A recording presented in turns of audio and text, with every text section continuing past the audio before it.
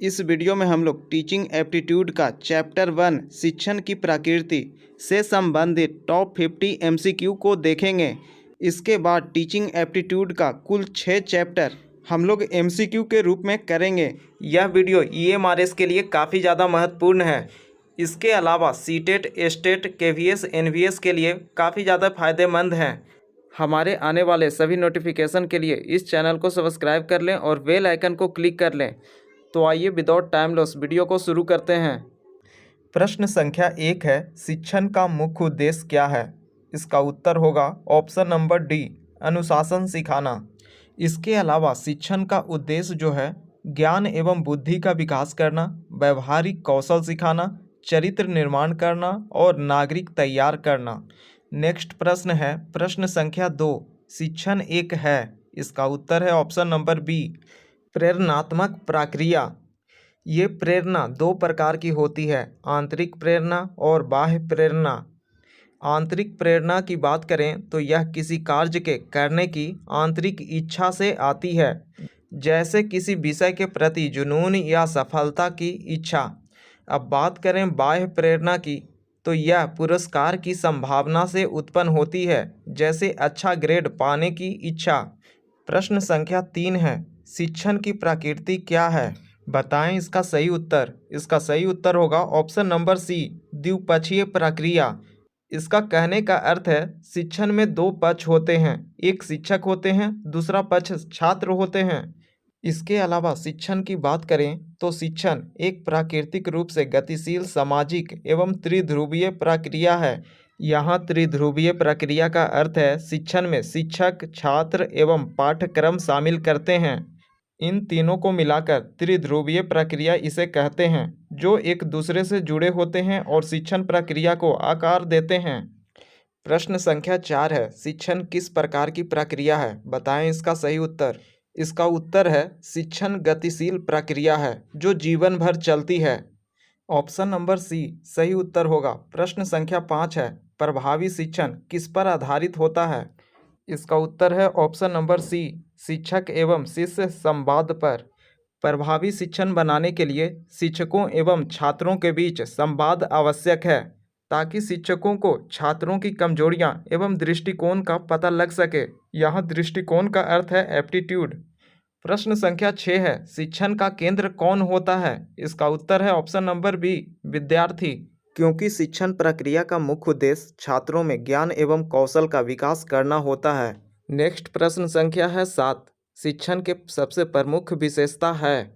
इसका उत्तर है option number A, सीखने में परिवर्तन। एक शिक्षक छात्रों को अलग अलग करिकुलम पद्धति अपनाकर उन्हें सिखाने में मदद करता है। छात्रों को सीखने में एक शिक्षक क्या क्या मदद कर सकता है? पहला है छात्रों को वो मोटिवेट कर सकता है, इसे आत्म प्रेरणा कहते हैं। इसके बाद वो समस्या का समाधान कर सकता है। प्रश्न संख्या 8 है, शिक्षण एक कला है और एक क्या है? इसका उत्तर है ऑप्शन नंबर ए, विज्ञान। शिक्षण एक कला के साथ साथ विज्ञान भी है। शिक्षण एक विज्ञान है क्योंकि इसमें विज्ञान की तरह व्यवस्थित एवं साक्ष्य आधारित तरीकों का उपयोग किया जाता है। और शिक्षण एक कला है क्योंकि इसमें रचनात्मक और सहज ज्ञान को अपनाते हैं। नेक्स्ट प्रश्न है 9, प्रभावी शिक्षण के लिए आवश्यक है। इसका उत्तर है ऑप्शन नंबर बी, शिक्षक शिष्य का अच्छा संबंध।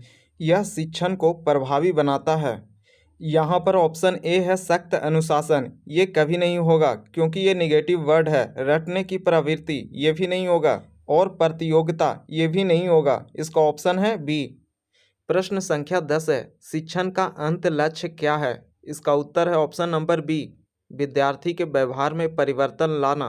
नेक्स्ट प्रश्न है 11, शिक्षण में संप्रेषण किसके बीच होता है? कम्युनिकेशन किसके बीच होता है? तो इसका उत्तर है ऑप्शन नंबर ए, शिक्षक एवं विद्यार्थी के बीच। प्रश्न संख्या 12 है, शिक्षण प्रक्रिया की शुरुआत होती है। इसका उत्तर है ऑप्शन नंबर ए, उद्देश्यों के निर्धारण से। शिक्षण प्रक्रिया के 5 महत्वपूर्ण चरण हैं। पहला है तैयारी, दूसरा है प्रस्तुतिकरण, तीसरा है चुनौती एवं प्रतिक्रिया, चौथा है पुनरावृत्ति, पांचवा है मूल्यांकन। इन्हें याद रखें, इन्हें क्रम में लगाने को आ सकता है। पहला है तैयारी, जिसमें उद्देश्यों का निर्धारण करते हैं, और सबसे अंतिम है मूल्यांकन। याद रखें, मूल्यांकन सबसे अंतिम प्रक्रिया है। मूल्यांकन दो प्रकार के होते हैं।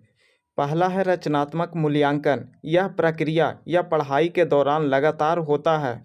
इसके द्वारा हम जान पाते हैं छात्रों ने पढ़ाई के दौरान कितना सीखा। दूसरा है योगात्मक मूल्यांकन। यह सीखने के अंत में होता है, जैसा कि अध्याय का परीक्षा।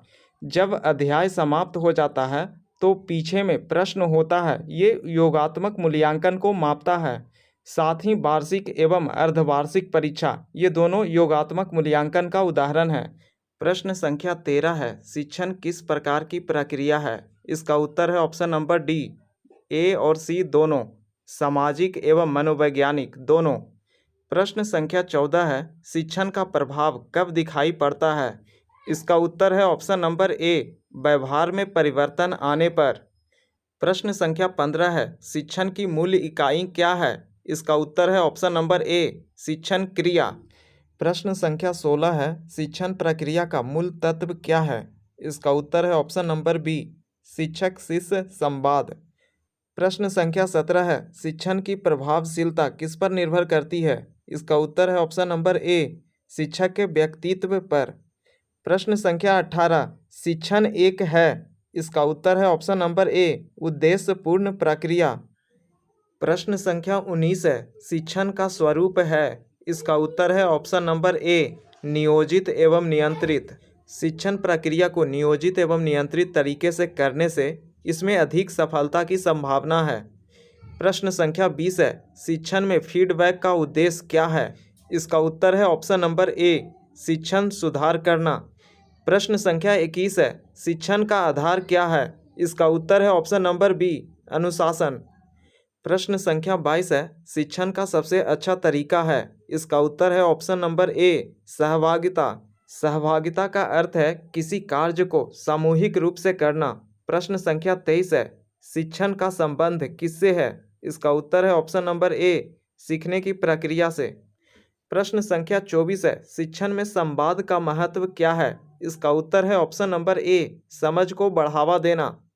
प्रश्न संख्या 25, शिक्षण में सृजनात्मकता क्यों आवश्यक है? इसका उत्तर है ऑप्शन नंबर ए, विद्यार्थियों में नवाचार विकसित करने हेतु। नेक्स्ट प्रश्न है 26, शिक्षण प्रक्रिया में सबसे अधिक सक्रिय कौन होता है? इसका उत्तर है ऑप्शन नंबर ए, विद्यार्थी। प्रश्न संख्या 27 है, शिक्षण का अंतिम उद्देश्य क्या है? इसका उत्तर है ऑप्शन नंबर ए, जीवन के लिए सीखना। प्रश्न संख्या 28 है, शिक्षण का प्रमुख सिद्धांत है? इसका उत्तर है ऑप्शन नंबर ए, बाल केंद्रिता। इसका कहने का अर्थ है शिक्षण प्रक्रिया को बाल केंद्रित होना चाहिए। एनईपी 2020 यही कहता है। प्रश्न संख्या 29 है, प्रभावी शिक्षण के लिए आवश्यक है? इसका उत्तर है ऑप्शन नंबर ए, प्रेरणा। प्रभावी शिक्षण के लिए प्रेरणा, मोटिवेशन आवश्यक है। प्रश्न संख्या 30 है, शिक्षण में मूल्यांकन का कार्य क्या है? शिक्षण में मूल्यांकन का कार्य क्या है? इसका उत्तर है ऑप्शन नंबर ए, प्रगति को मापना। प्रश्न संख्या 31 है, शिक्षण की सफलता किस पर निर्भर करती है? इसका उत्तर है ऑप्शन नंबर ए, विद्यार्थियों की रुचि पर। इसलिए कहा जाता है विद्यार्थियों को रुचि के अनुसार उन्हें कार्य दिया जाना चाहिए। प्रश्न संख्या 32 है, शिक्षण एक सतत प्रक्रिया है क्योंकि? बताएं इसका सही उत्तर। इसका उत्तर होगा ऑप्शन नंबर ए, सीखना आजीवन भर चलता है। कहने का अर्थ है कोई भी व्यक्ति जन्म से मृत्यु तक सीखता है। प्रश्न संख्या 33 है, शिक्षण की दिशा होती है? इसका उत्तर है ऑप्शन नंबर ए, उद्देश्य की ओर।